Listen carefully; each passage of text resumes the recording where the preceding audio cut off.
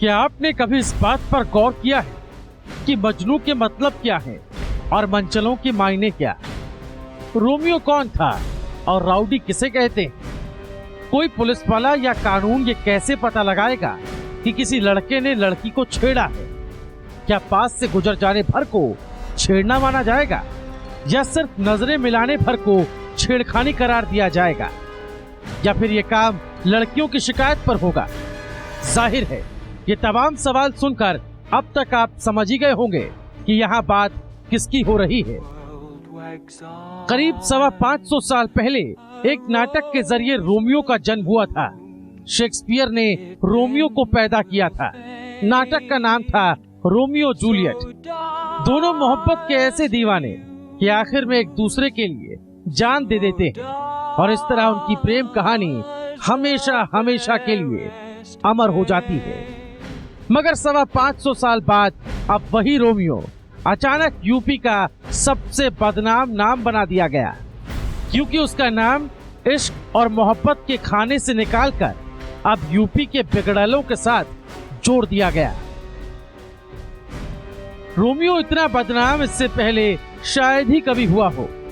मजनू की भी ऐसी हालत पहले नहीं हुई होगी। पर क्या करें, कानून की खूंटी पर जब मजनू और मनचले एक साथ टंगे हों, रोमियो और राउडी एक ही डंडे से हाके जाएं, तो ये तो होगा ही। रोमियो के नाम से पहले एंटी लग गया है और रोमियो के नाम के आगे दस्ता।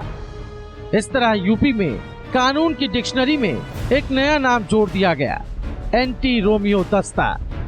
ऐसा लगता है कि मानो यूपी में इस वक्त मनचलों से बड़ी कोई आफत ही नहीं है। उत्तर प्रदेश में एक एंटी रोमियो स्क्वाड का गठन किया गया है, जिससे सड़क छाप रोमियो की धरपकड़ जारी है।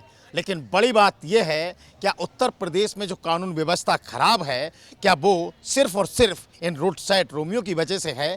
क्योंकि जिन लोगों की धरपकड़ की गई है उसमें से कई ऐसे लोग भी थे जो निर्दोष हैं।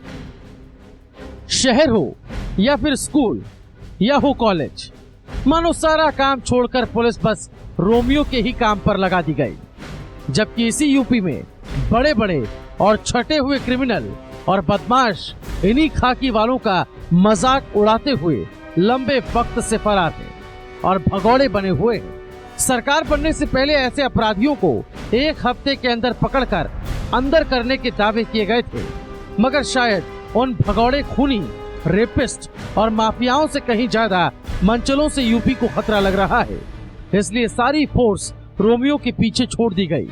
दुनिया गवाह है कि कोई ताकत कभी प्यार करने वालों को रोक नहीं पाई है, लेकिन यूपी का मामला थोड़ा अलग है।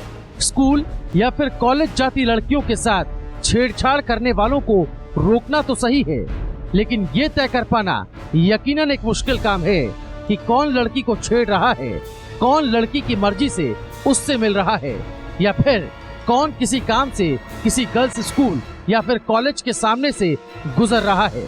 और बस यही वो तलवार की धार है जिस पर इन दिनों यूपी पुलिस चल रही है।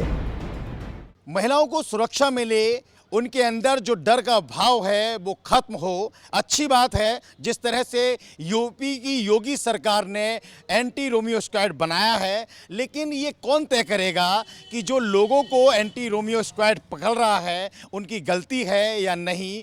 क्योंकि तमाम ऐसी तस्वीरें सामने आई हैं जिनकी गलती नहीं थी, लेकिन उनको एंटी रोमियो स्क्वाड ने धर दबोचा और उनको बेशर्मी की तरह उनके साथ बर्ताव किया गया। साथ ही साथ उन पर तमाम सवाल खड़े किए गए।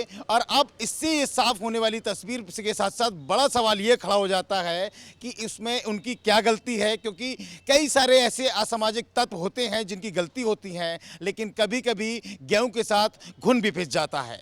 अपने सहयोगी आशीष पारासर के साथ, कैमरामैन अशोक के साथ अवनीश यादव, JK 24/7 न्यूज़, दिल्ली।